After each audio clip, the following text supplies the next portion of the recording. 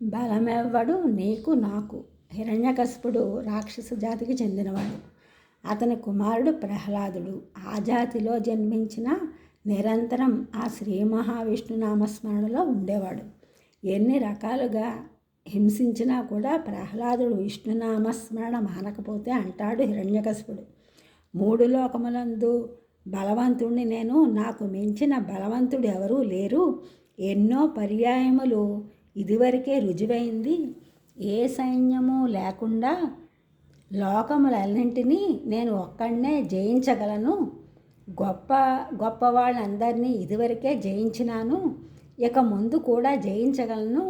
నీవు ఎవరి బలాన్ని చూసుకుని నాతో నిర్భయముగా నన్ను ఎదిరిస్తున్నావు? ఎవరి అండ చూసుకుని నిర్భయముగా ధైర్యంగా నాతో విరోధం పెంచుకుంటున్నావు అన్నాడు హిరణ్యకశిపుడు.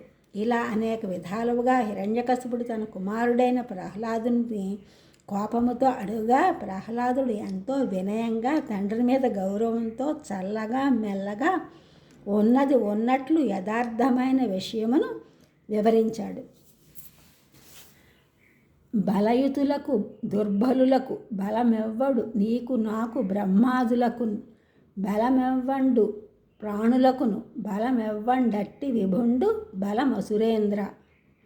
బలయుతులకు దుర్బలులకు బలమెవ్వండు నీకు నాకు బ్రహ్మాదులకు బలమెవ్వండు ప్రాణులకును బలమెవ్వండట్టి విభుండు బలమసురేంద్ర.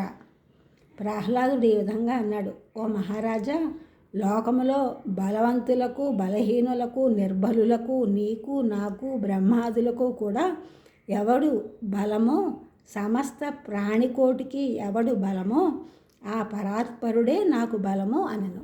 ఈ ఛానల్ చూసిన వారందరూ కూడా సబ్స్క్రైబ్ చేయండి, షేర్ చేయండి, లైక్ చేయండి, కామెంట్ చేయండి. సబ్స్క్రైబ్ చేసిన అందరికీ కూడా కృతజ్ఞతలు, షేర్ చేసిన వారు, లైక్ చేసిన వారు, కామెంట్ చేసిన అందరికీ కూడా ధన్యవాదములు.